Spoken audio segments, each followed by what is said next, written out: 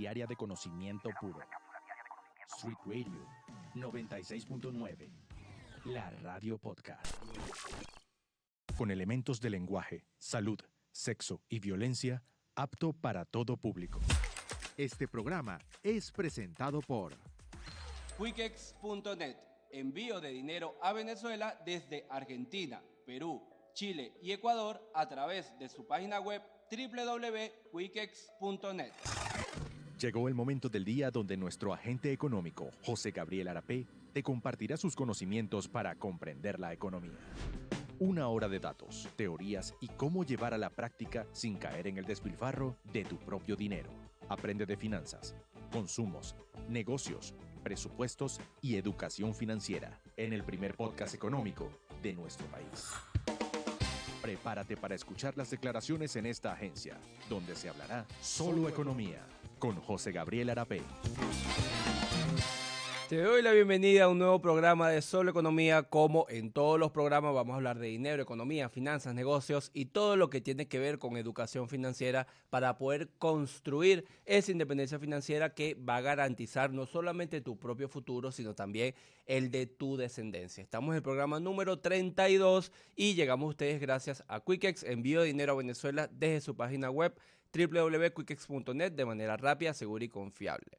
Hoy tenemos un programa muy especial porque vamos a hablar de un tema tendencia que se viene desarrollando tímidamente en Venezuela, como es la economía colaborativa o economía compartida, como se le conoce, pero la realidad es el sector o el modelo de negocio, mejor dicho, que yo le veo más futuro, no solamente durante 2024, sino para los siguientes años, más si vemos cómo se está comportando la economía mundial. La economía colaborativa es lo que ha venido ganando espacio dentro de las grandes empresas y porque es un modelo de negocio que beneficia a todo el mundo, no solamente a los consumidores, sino también a los oferentes que, como bien dice la palabra, van a ofrecer ese negocio.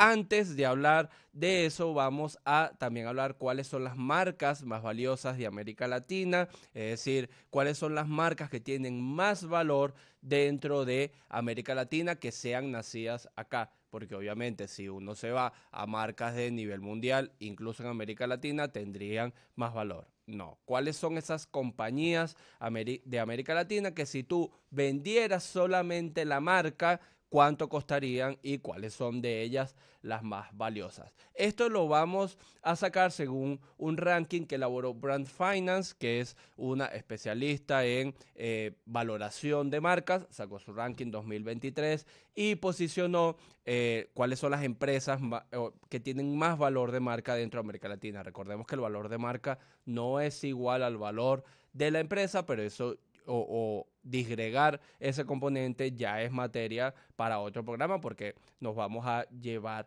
bastante. La valoración de marcas que realizó Brand Finance se debe a diversos factores que no solamente analizan el desempeño comercial de la empresa, sino también la fortaleza de la marca. En general, cuando tú vas a evaluar una marca, tienes en cuenta diversos factores. El primero, ¿cuáles son sus acciones a nivel comercial? ¿Cuál es su desempeño financiero? ¿Cómo le ha ido a esa marca? No solamente en su histórico, sino también a nivel reciente. Número 2, el reconocimiento que tiene esa marca entre los clientes. Si los clientes realmente la reconocen, si hace falta mucho detalle para reconocerla, que también es un punto importante. Hay empresas que tú solamente con ver el logo ya la reconoces, otras con ver los colores. Hay distintos niveles para reconocimiento de marca, además de la aceptación por parte de los consumidores. ¿Cuál es la percepción que tiene el consumidor, el cliente, acerca de esa marca? El tercer punto que generan es el valor añadido que genera esa marca. ¿Cómo agrega valor? A través de su diferenciación de productos. Es decir, acá en este caso probablemente valdría más una marca que produce a una que simplemente comercia con otras marcas que tiene una empresa, pero lo que hace es vender otro tipo de marcas. El cuarto aspecto son las acciones en sostenibilidad. Todo lo que tiene que ver con ser una empresa sostenible, con el medio ambiente, con su entorno y todo este tipo de temas. Después evalúa la fortaleza de la marca en términos de lealtad del cliente, si el cliente vuelve a esa marca sin importar el precio o dependiendo de los diversos factores que tiene en cuenta. Y por último, el posicionamiento que tiene en el sector. ¿Cuál es su nivel de liderazgo dentro del sector en el que se está manejando, que es importante? Ahora, entendido esto de cómo se evalúa el valor de marca o cómo lo evaluó Brand Finance, que es una de las consultoras de marca más grandes del mundo o de las que tiene mayor rigurosidad a la hora de evaluar marcas, y tenemos algunos puntos importantes. El valor de las 100 marcas más importantes aumentó 10% con respecto a 2022. Es decir, las 100 marcas más grandes tuvo una revalorización durante el año 2023. El sector bancario es el que mayor número de marcas aporta dentro de las 100 más importantes. Tiene 18 marcas, es decir, casi el 20% tiene que ver con el sector bancario, que si tú lo analizas es bastante coherente, porque el sector bancario tiene que dar una sensación de estabilidad, de seguridad, de compromiso con su cliente, y por lo general una persona se casa con un banco. Entonces es coherente que el mayor grueso de las marcas que aparecen sean del sector bancario. ¿Por qué se hace una valoración de marca? Hay varios factores que son importantes. A las empresas les interesa saber o comprender cuál es el valor de marca y cómo contribuye esa marca al valor global de la economía. Lo primero es para poder tomar decisiones, estrategias de marketing, que es para mí el más importante, y acerca del branding de la empresa. Además, el valor de marca te sirve para atraer inversores nuevos, personas que quieran ingresar al negocio o cuando tú necesitas algún tipo de financiación dentro de la marca. Entendido esto, vamos a ver cuáles son las 10 marcas más importantes de América Latina. Número 10, Ecopetrol. 3.600 millones de dólares, la empresa colombiana. Repito, esto no es valor de empresa, es valor de marca. Decreció un 11% durante 2023.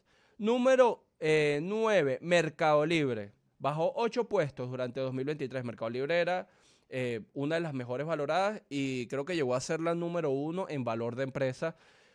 Su marca vale 3.700 millones de dólares, la empresa de Galperín, la empresa argentina.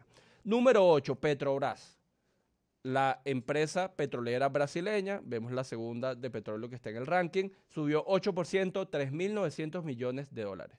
Número 7, la empresa Modelo de México, 4.200 millones de dólares. Todos sabemos a lo que se dedica la empresa Modelo.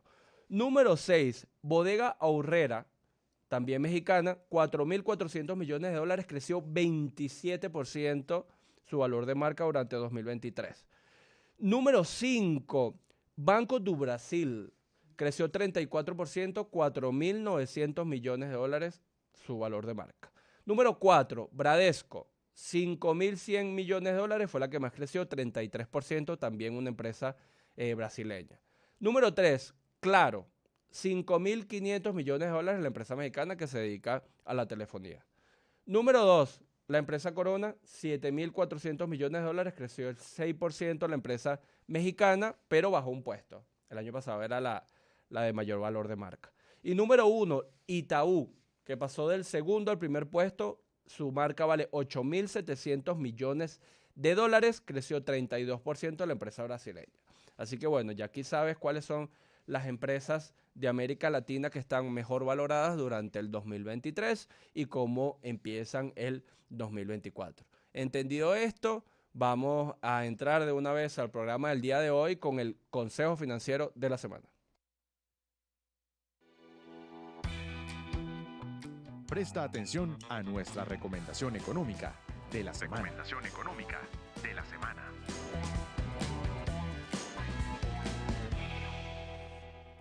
La clase media venezolana necesita soluciones que sean adaptadas a su estrato, tanto en calidad como en precio. Si tú te sientas a evaluar cómo está el sector de lo que podemos llamar la nueva clase media venezolana, aquellas personas que ganan entre 500 y 2.000 dólares, no tiene muchas soluciones adaptadas para ellos. Tiene soluciones que son o muy caras, porque son diseñadas para personas de un estrato clase media alta o clase alta, muy caras en precio, con buena calidad, pero que se le es muy difícil acceder porque el precio es muy alto, o soluciones que son para clase media baja o clase baja que sí pueden acceder en precio, pero quieren una mayor calidad. Por eso cuando uno se va a sentar a evaluar un negocio durante el 2024, también pasó durante 2023 y 2022, el mejor sector que tú puedes atacar es diseñar una solución que sea tanto en precio como en calidad para esa nueva clase media venezolana, porque está ávida y está necesitando de soluciones que se adapten a no solamente su ingreso, sino a la calidad que piden. Es por eso que hay las mayores empresas que han crecido durante los últimos años han centrado su modelo de negocio en diseñar una solución para un problema de clase media. Si uno se sienta y repasa el sector de la movilidad, antes una persona podía o ir en una camionetica por puesto, ir en transporte público o tenía que agarrar y coger un taxi que era muy costoso para ese momento o comprarse un auto, un tipo de solución que no estaba diseñado para ello. Por eso vemos que durante los últimos años los negocios de movilidad han crecido un montón, porque no solamente le abarataron los costos a aquellas empresas tipo ejecutiva que estaban diseñadas para clase media alta, sino que ofrecieron un mejor servicio por un precio más accesible y con mejores condiciones que el transporte público, por ejemplo. Entonces, si tú estás evaluando un tipo de negocio o en qué emprender, o buscar algo durante este 2024, los ganadores sin duda alguna serán aquellos que puedan idear alguna solución que sea enfocada para la clase media, para esta nueva clase media que gana entre 500 y 2.000 dólares en dos aspectos fundamentales, en la calidad y en el precio adaptados a este sector. Y uno de los modelos de negocio que más está ganando en el mundo y que en Venezuela son las empresas que mejor se están posicionando es el de economía compartida o economía colaborativa. Es exactamente lo mismo cuando uno lo va a analizar. Si tú te sientas y revisas dentro de los países desarrollados o los países en vías de desarrollo, uno ve cada vez más aplicaciones, más empresas dedicadas a la tecnología que buscan conectar personas con oferentes de algún tipo de servicio. De eso se trata la economía colaborativa. Si nos vamos a una definición más rigurosa, podemos decir que la economía colaborativa implica compartir recursos, habilidades o servicios directamente entre individuos o grupos, a menudo facilitado por plataformas digitales. Es decir, una plataforma digital donde conecten personas que necesiten un servicio con personas que puedan ofrecer un servicio. La mayoría cree que la economía colaborativa es nueva. Es decir, estamos hablando de algo que tiene 4 o 5 años, donde ha habido una especie de boom, sobre todo durante efecto pandemia, pero en realidad tenemos muchas empresas con un tipo de modelo de negocio colaborativo desde hace mucho antes de 2018, 2019, que es donde vino esa segunda economía colaborativa. Uno de los sectores que había desarrollado más empresas de economía colaborativa son los freelancers. Los freelancers, desde hace 10 años o más, están dentro de páginas de internet, dentro de grupos de Facebook, buscando trabajos que sean para ellos, es decir, trabajos que sean temporales, que te paguen por un número de horas o por un número de servicios. Esa plataforma que conecta a los que tienen la oferta del trabajo para el freelancer y aquellos que hagan el servicio, empresas como Fiverr, como freelancer.com, ya podemos hablar que están dentro de la economía colaborativa. Y esto es bastante significativo porque estamos hablando que es mucho antes de que se diera el boom. Quizás no hablábamos de este concepto de economía compartida o economía colaborativa, pero ya el modelo podemos hablar de que existía bastante para conectar estas dos cosas. Otro de los sectores, por ejemplo, que tiene muchos años dentro de la economía colaborativa o compartida es el sector de los influencers. Hay páginas que son especializadas para conectar influencers con marcas y allí esa página gana una comisión por ese servicio, por una suscripción, etcétera, etcétera, etcétera. Pero ya están dentro de la economía colaborativa o economía compartida. Otro de los sectores que tiene muchos años en esto es el de los periodistas escritos. Personas que escriben libros o personas que, mira, yo soy periodista deportivo y quiero trabajar en una página de deportes, por ejemplo. Entonces ellos iban a unos sitios especializados, unas páginas especializadas, donde se ponía en contacto un blog que hacía contenido deportivo con el periodista que desarrolló el contenido y allí conectaba. Estos son algunos ejemplos para entender que la economía compartida, la economía colaborativa no es nueva, sino que ha habido una especie de boom post. Hay una empresa que marca esta tendencia que es Uber, ya vamos a hablar de esto también. Después de allí se entendió como que el modelo de negocio podía ser mucho más barato, más fácil y que era beneficioso para todos y hubo un boom a nivel mundial de esto. Lo importante de la economía colaborativa o lo que cambia el chip es que la economía colaborativa te da acceso en lugar de propiedad. Esto es súper interesante y súper importante porque la economía colaborativa se centra en el acceso a bienes y servicios en lugar de darle propiedad sobre bienes y servicios. Por ejemplo, en lugar de tú tener un automóvil, las personas pueden usar un servicio de viaje compartido cuando lo necesiten. Entonces, a ti te dan acceso a un servicio de manera temporal en vez de darte la propiedad de ese bien o de ese servicio. Otro aspecto importante de la economía colaborativa es que utiliza la tecnología como el facilitador para conectar entre personas y empresas. Sobre todo las aplicaciones y las plataformas en línea juegan un papel crucial en facilitar esa conexión entre dos. Porque yo puedo decir, mira, no sé, yo soy José Gabriel Arapé, tengo muchos contactos en empresas donde estas empresas están necesitando, vamos a hacer este ejemplo, personas para hacer pasantías. Entonces, yo también conozco personas que hacen pasantías y hago la conexión entre ambas. No. Para entender esto necesitamos la tecnología como un facilitador entre personas que ofrecen un servicio y personas que demanden ese servicio. Además, también tienen otra característica importante que es la flexibilidad y la conveniencia para ambos lados. Es decir, la economía compartida se asocia a acceder a servicios de manera rápida y eficiente a través de, por supuesto, aplicaciones móviles. Y los proveedores lo ven como ganar un dinero extra, que es como se vende la economía compartida. Es decir, la economía colaborativa o compartida está diseñada para que las personas no sea su fuente de ingresos principal, sino sea una fuente de ingresos extra cuando la persona lo decida.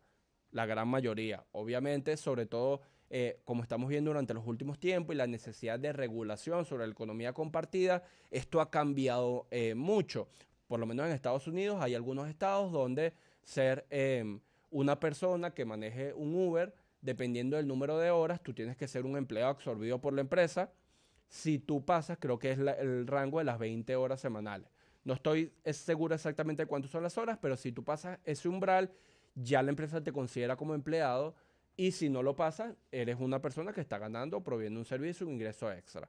Pero todavía estamos diseñando la regulación acerca de la economía compartida y viendo la responsabilidad de las grandes empresas sobre esta también, que es importante, porque no es igual yo ser un intermediario que conecta personas que ofrecen un servicio con personas que lo demanden, a yo ser el jefe empleador de todas las personas que proveen ese servicio. Entonces, estamos encontrando como esa especie de punto medio de en qué punto una gran empresa de economía colaborativa o economía compartida es un gran jefe o es simplemente el facilitador entre ambas. Y esto es un punto muy importante porque es donde se está centrando la discusión acerca de este modelo de negocio durante los últimos años. Por supuesto, las empresas que son dueñas de el negocio o el modelo de negocio que están desarrollando no quieren ser un gran empleador porque implica un montón de costos que algunos no están dispuestos a asumir y otros no pueden asumir. Porque eso también es una realidad. Dependiendo del país, hay empresas que se dedican a la economía compartida que si se asumen como un gran empleador, simplemente tendrían que cerrar. Porque los números no dan y el modelo de negocio no dan, o los precios que tienen diseñar para absorber esa estructura terminan sacándolos de mercado y siendo mucho más caros. Pero ese es tema de otra conversación que pudiéramos desarrollar en otro programa. Otra característica importante de la economía compartida es la diversidad de los servicios que pueden ofrecer, porque las personas creen que la economía compartida es ya un servicio de delivery y un servicio de transporte, cuando no es así. Hay muchas cosas que se pueden desarrollar dentro de la economía compartida, por lo menos una de la que yo hablo siempre, o voy a poner dos ejemplos de las que yo hablo siempre y acá en Venezuela todavía estamos muy jojotos en ello. Una es un modelo tipo Airbnb, es decir, un modelo de alquiler temporal vacacional en las grandes ciudades, porque si tú te vas, por ejemplo, a los destinos que son turísticos normalmente, Margarita, Morrocoy, ya hay, no es economía compartida, pero ya hay personas que alquilan apartamentos, que alquilan casas temporales, o sea, ya se desarrolla. Imagínate si, yo siempre digo esto, imagínate yo si pudiera ver toda la oferta de casas que hay en Margarita o de casas que hay, porque estamos hablando de casas, no de hoteles, importante, de casas que hay en Morrocoy sin tener que, o simplemente metiéndome en una página web y viendo el servicio.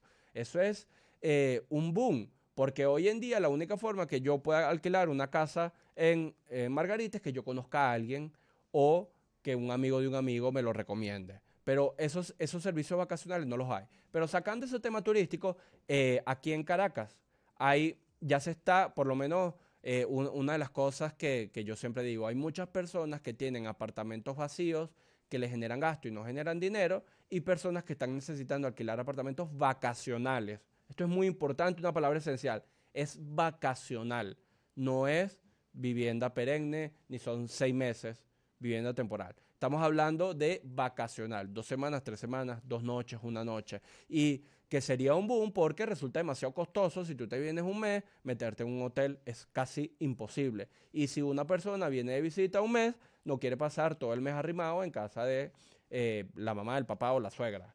Entonces, hay un gran mercado acá que se está desarrollando tímidamente, pero todavía las barreras de entrada están bajas porque no hay grandes competidores en el sector. Esa es una. Hay otro que yo pongo muchos ejemplos, que es el tema del alquiler de los autos temporales.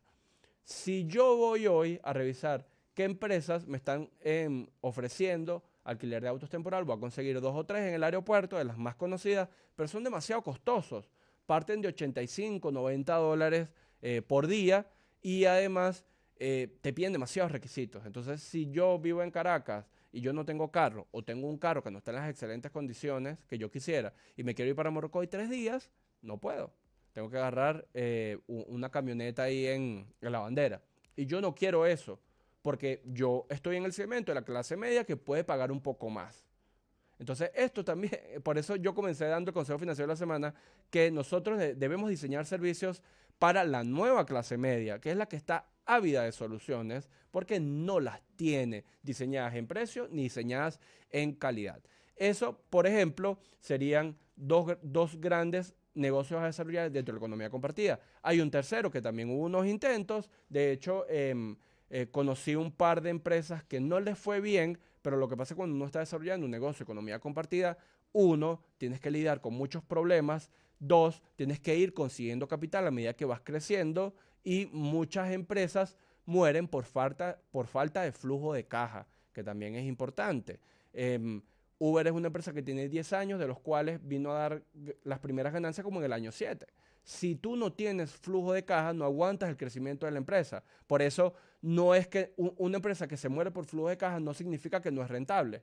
El ejemplo de si yo voy a elaborar una botella que me tarda 7 años en elaborar. Si yo dentro de esa finca no puedo aguantar los 7 años para que me dé la primera cosecha, entonces se me muere el negocio. Y no quiere decir que no sea rentable, sino que no le pude dar la suficiente vida para que el negocio se desarrollara. Entonces, la mayoría de las empresas que tienen que ver con startups de economía compartida se mueren sin saber si son rentables porque no tenemos el músculo financiero para darle la suficiente vida a esa empresa. Esto lo comento para este tipo de negocio que vi un par que se intentó hacer y que no tuvo éxito, pero no a nivel comercial, sino que no le dieron la suficiente vida, que es un negocio diseñado para hacer quehaceres de hogar, pero no quehaceres de hogar de limpiar, etcétera, sino plomería, albañilería, pintura, todo lo que tiene que ver con un servicio de hogar. Por ejemplo, yo hoy, si se me daña, no sé, se me quedó una llave en la puerta y necesito un cerrajero, yo publico en WhatsApp y busco un cerrajero, porque yo no conozco ninguno. En mi caso, si se me tapa una poceta, yo voy a buscar un plomero, entonces yo voy a buscar es por referencias. Imagínate un sitio donde tú puedas entrar y ya tengas la referencia, tipo una empresa de movilidad, de personas que ofrezcan estos servicios. Yo no estoy inventando la rueda ni estoy descubriendo el agua tibia. Países como Colombia, España, Estados Unidos, ya hay mucho diseñado acerca de este tipo de modelo de negocio. En otros sitios, como en Argentina, hay para paseadores de perros. Argentina es un país donde los perros son muy comunes y la gente los pasea, pero no todos tienen el tiempo. Entonces, hay sitios especializados donde tú te metes a encontrar paseadores de perros. En Estados Unidos, las housekeepers, personas que mantengan el hogar, o baby sister, personas que, niñeras que cuiden niños, obviamente.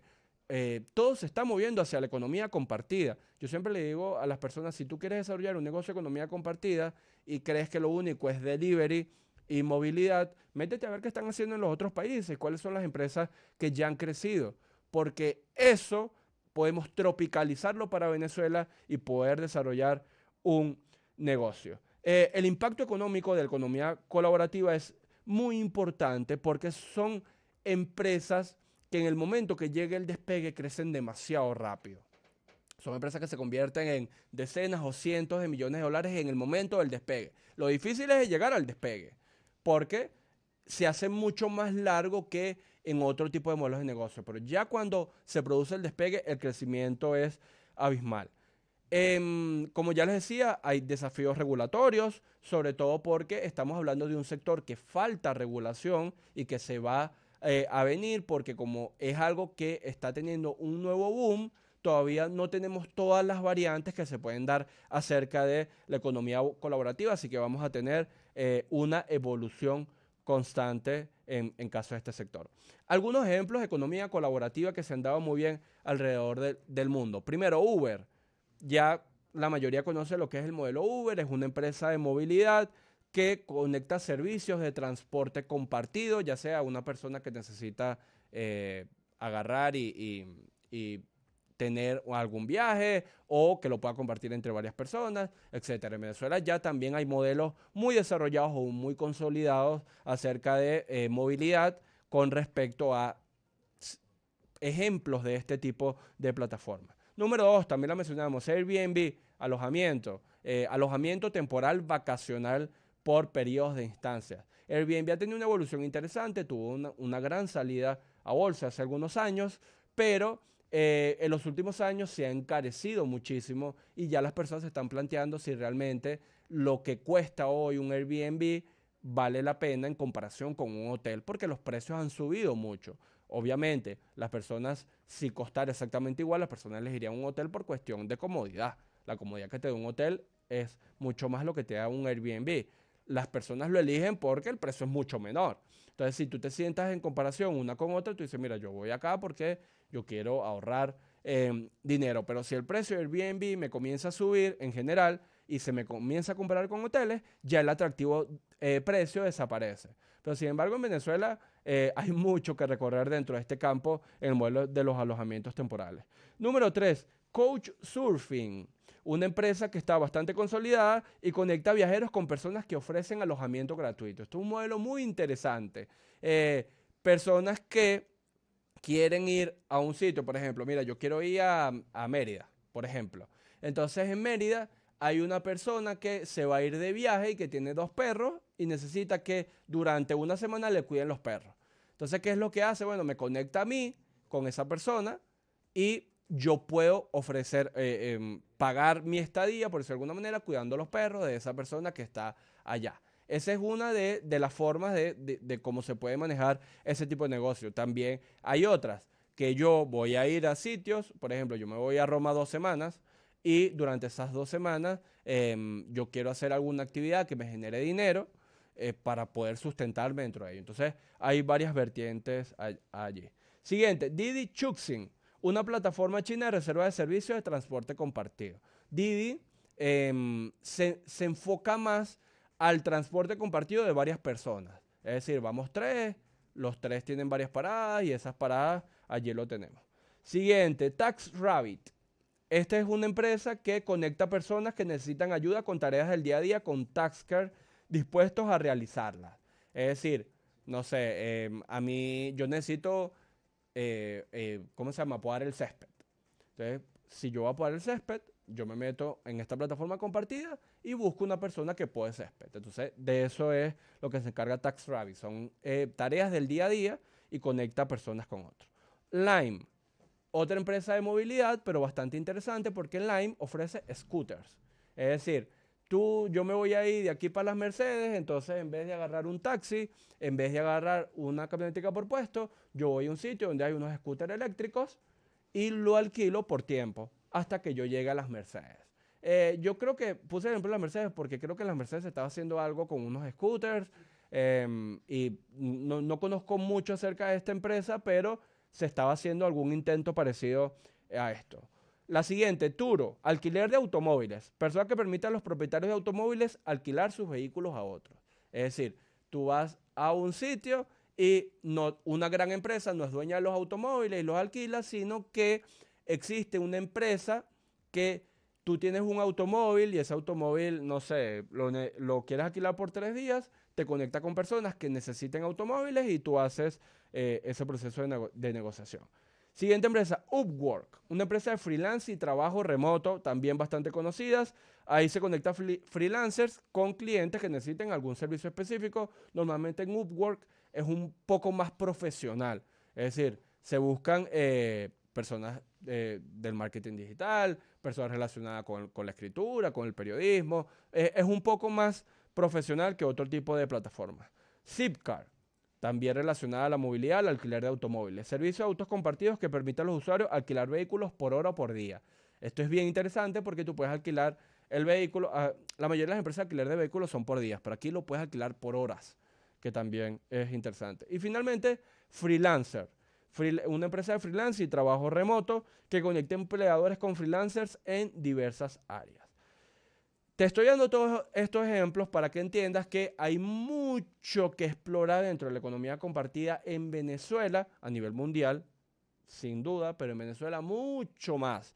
Y que no necesitas descubrir la rueda, necesitas salir a ver qué están haciendo en otros sitios y que se pueda tropicalizar, contexto venezolano, y desarrollar. Necesitas enfocarte en la clase media, importante.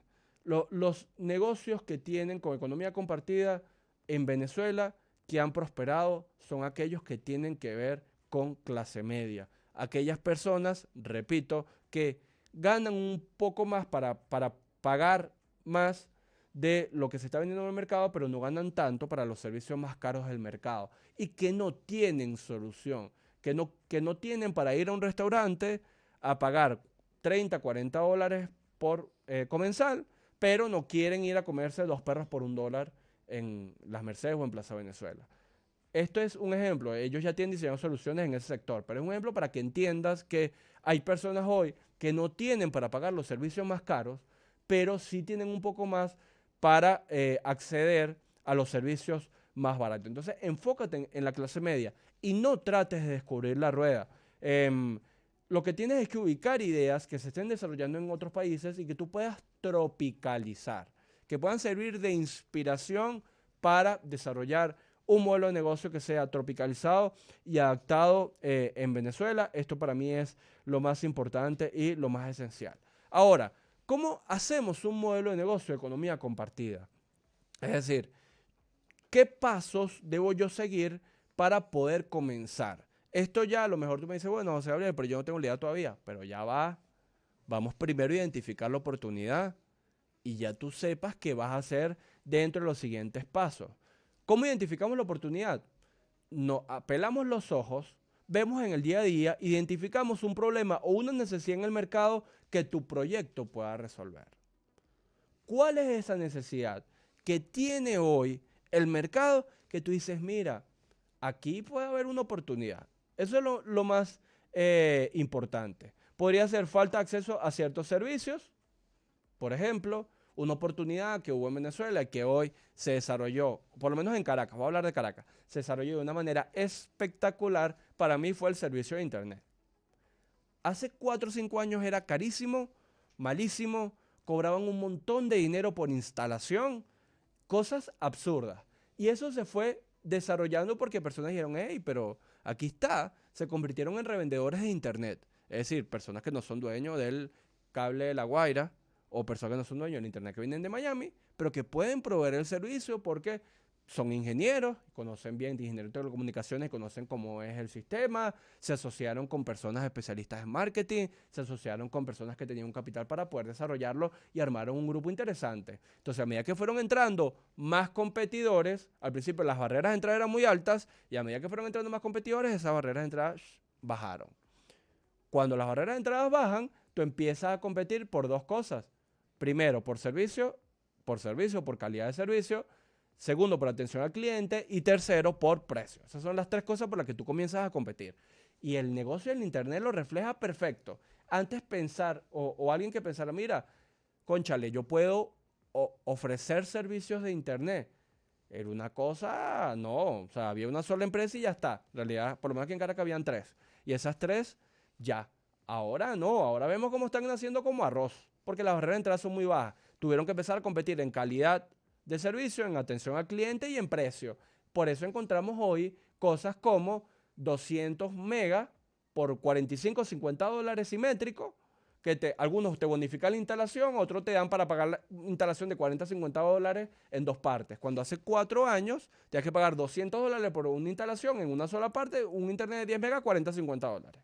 Entonces, hay mucho por hacer y hay que identificar una necesidad sobre un servicio que no se esté prestando de buena medida. Otro ejemplo importante, no es de economía compartida, pero es para que aprendamos cómo identificar una oportunidad. Las empresas de llenado de agua. Antes iban esos camiones cisternas y los camiones cisternas, tú tenías que jalarle para que fueran al sitio donde estuviera, para que te llenaran. Ahora no, ahora tú te paras y en cada esquina hay 40 bolívares, $1 el llenado. Claro, había que jalarle carísimo porque se convierta en un proceso de oligopolio. Oligopolio es un sector donde tiene pocas empresas y esas pocas empresas sienten que son el rey porque no tienen competencia. Entonces, ahí vemos, pero la gente empieza a identificar oportunidades. Ok, aquí hay una oportunidad. En mi sector no está llenando eficiente o es carísimo. Me cuesta yo no sé cuántos cientos de dólares una cisterna. Entonces, ahora vemos como hay empresas de llenado en cada esquina y comienzan a dejar de ser rentables porque tienen que competir con precio. Entonces, lo de los creyones, los botellones. Entonces, hay formas de poder identificar cuando hay un servicio que está subóptimo. Otro ejemplo también con el agua es el de los tanques. Los tanques de agua eran muy caros, la instalación era muy costosa. Ahora el tanque te regalan la instalación y los tanques son bastante accesibles porque hay competencia. Las barreras de entrada bajaron. Yo siempre digo, para el mercado lo mejor que puede pasar es la competencia. Pero esa es la forma de identificar una oportunidad. Podemos buscar dos cosas, un servicio que sea deficiente, no tiene que ser un servicio público, puede ser un servicio profesional, otra cosa, o un proceso que hay una subutilización de recursos que también es importante. 2, bueno, identificamos el problema, investigamos el mercado. Esa es la segunda parte. Hacemos un proceso de investigación del mercado para comprender cuál es la demanda existente y la competencia. Si tú eres un emprendedor que está empezando y no tiene muchos recursos, no es que no vayas a hacer el estudio de mercado, sino que no vas a hacer un gran estudio de mercado. Hay que hacerlo de manera más simplificada, más específica. Por supuesto, mientras más simplificado lo hagas, más margen de error vas a tener, sobre todo en contexto de economía venezolana. Pero asumimos el riesgo tratando de economizar recursos o tratando de enfocarlo bastante mejor acerca de lo que queremos desarrollar. Una vez identificamos la oportunidad, investigamos el mercado, pasamos a la definición del modelo de negocio, que es muy importante.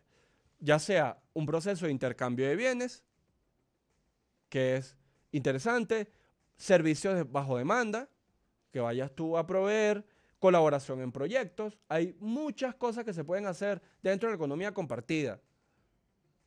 Hay muchas cosas a desarrollar. Por eso les digo, estamos en pañales en esto. Y una vez definido el modelo de negocio, diseñamos cuál va a ser nuestra estructura de precios.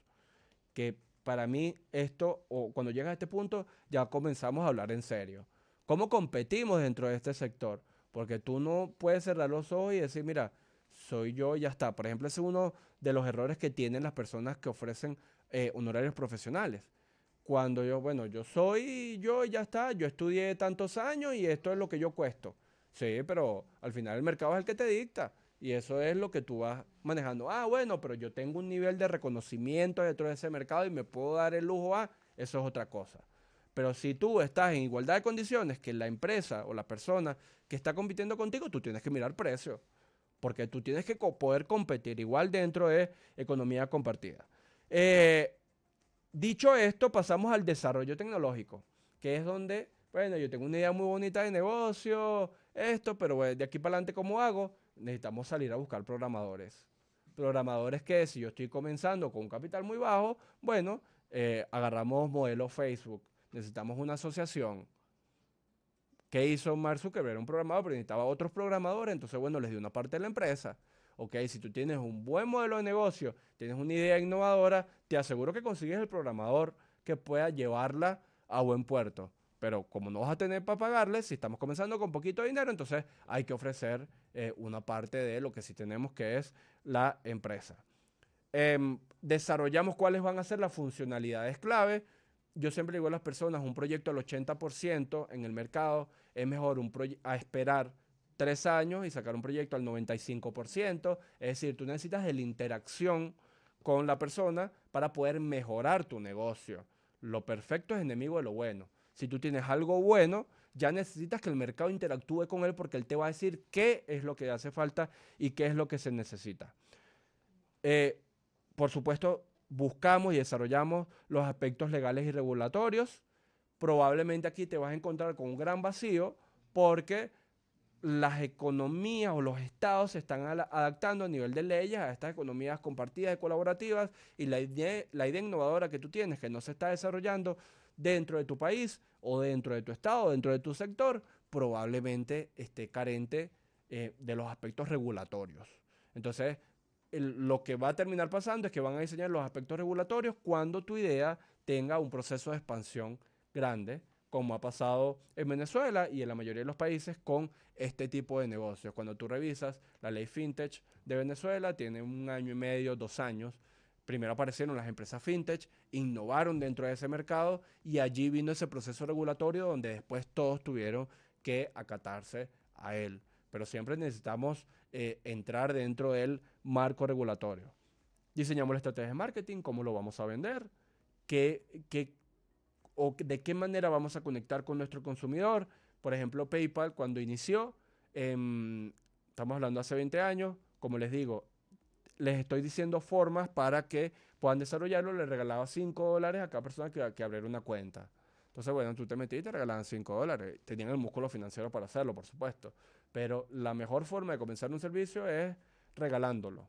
Esto yo siempre se lo digo a la gente. Si tú quieres atraer los primeros clientes, regala tu producto. Si tu producto es bueno, ese cliente va a volver. Y ahí ya tú vas a tener un músculo que te va a ir recomendando. Pero esa es la escalera del valor. Y la escalera del valor comienza en 0. Si la persona no aprecia el valor que tú le estás ofreciendo, no te va a comprar. Entonces, nosotros o necesitamos vender bien el valor que nosotros vamos a proveer, porque siempre la persona en el proceso de compra lo adquiere cuando entiende que va a obtener más valor del precio que está pagando. Y esto es consejo de marketing 101, esencial y básico. La persona compra cuando siente que lo que tú le vas a entregar es mayor a lo que la persona te va a pagar por ese precio. Obviamente que tengan en el bolsillo para pagarlo. Entonces, si yo voy el día de mañana y voy a vender un artículo en $50, pero la persona no considera que eso vale $50, le va a parecer muy caro y no lo va a comprar. Ahora, si ese artículo de $50, la persona percibe que eso cuesta 100 y que es una ganga que tú se lo vendas en 50, va a hacer el esfuerzo por comprarlo. Entonces, el valor es subjetivo. Nosotros necesitamos vender ese valor. Ahora, nada de lo que vayas a vender o ofrecer la persona va a tener una apreciación de menos de cero. Por eso uno comienza la escalera del valor o uno diseña estrategias para comenzar desde gratis. Porque no hay nada que la persona perciba que el valor es menos de cero, al menos que sea negativo, que sea algo que, no sé, te va a dar una cachetada, un ejemplo. Pero en general, la persona percibe un valor sobre las cosas en términos de dinero. Si tú se lo das por cero, la persona lo adquiere. Y si tú necesitas que lo adquiera para que entienda el valor, ahí es donde va a comenzar el proceso de la escalera de valor. Hacemos un lanzamiento beta y una evaluación, tema muy importante porque no es que cuando tú lances tu producto es que está completamente listo, ¿sí? Tú lanzas una edición beta para probar el mercado, para probar las respuestas del mercado, para probar qué es lo que necesita el mercado. Porque, yo puedo creer que el mercado necesita esto. Después, cuando pongo el producto, el mercado me puede decir, pero esto no era lo que yo necesitaba. Tú me vendiste arepa con diablito y yo quería diablito con arepa. Porque al final nosotros estamos haciendo una interpretación del mercado. Entonces, la única forma de solucionar esto es que tú interactúes con tu cliente, no con tu mamá, con tu abuelo, con tu primo, porque al final esa respuesta es subjetiva. Tú tienes que interactuar con personas que estén dispuestas a pagar o que perciban el valor. Así se los des gratis. Entonces, esto es un tema muy importante que hay que tener, porque las personas lanzan una edición final. Yo siempre pongo este ejemplo. Yo cuando voy a un nuevo restaurante, un restaurante nuevo, ¿no? Nuevo no para mí, sino que el restaurante sea nuevo. Las estrategias de marketing hoy en Caracas son espectaculares. Todos son, o la mayoría son iguales, pero son muy buenas. Entonces, yo voy al sitio y si tú vas la primera semana y la experiencia es mala, la mayoría de las personas descarta el sitio. Para yo, mi particular, José Gabriel, para yo descartar un sitio, tengo que tener 2 experiencias malas con un periodo de tiempo de diferencia. Porque puede pasar. Una empresa que está soltando un producto nuevo y que está en su semana de inauguración o en su mes de inauguración, va a tener errores. O sea, si tú vas a un sitio nuevo, es normal que te encuentres con errores. Porque por más perfecto que tú trates de diseñar tu modelo de negocio y que trates de diseñar tu producto, la verdadera mejora viene cuando hay un proceso de interacción con tu cliente. Porque el cliente es el que te va a decir que está bien, que está mal. Si está de acuerdo, no está de acuerdo. Entonces, es normal que si tú vas a un sitio nuevo que tiene un hype muy alto y que está recién inaugurado, es normal que consigas muchos errores. Entonces, esto hay que tenerlo en cuenta. Una vez lanzado, necesitas recopilación de comentarios y hacer un proceso de escalabilidad y expansión. Aquí es donde tu proyecto mínimo viable va a comenzar realmente ese proceso de vamos a entrar en el despegue, que era lo que yo les decía. Es difícil llegar al despegue, pero necesitamos un modelo de escalabilidad, porque eso es lo que te va a permitir a ti poder recaudar el capital suficiente para poder financiar esa escalabilidad y esa expansión. Entonces, esto es lo más importante y que por supuesto necesitamos hacer un monitoreo continuo. Hemos llegado al final del programa en el día de hoy. Te recuerdo que mis redes sociales es @JoseGabrielArapé. Otra vez comenzaron a crearme cuentas falsas. Yo no pido dinero para invertir. Si me sigues en alguna de mis redes sociales y te escriben para pedirte dinero, ese definitivamente no soy yo. Llego a ustedes por 96.9 FM, @la radio podcast. Gracias a mi gente de Quickex. Envío dinero a Venezuela a través de su página web, quickex.net. José Gabriel Arapé en todas mis redes sociales y chao, nos vemos en el siguiente programa. Este programa fue presentado por Quickex.net. Envío de dinero a Venezuela desde Argentina, Perú, Chile y Ecuador a través de su página web www.quickex.net. José Gabriel Arapé te brinda los mejores consejos económicos para que puedas sacarle el máximo provecho a tus ingresos. Solo en Street Radio, la radio podcast.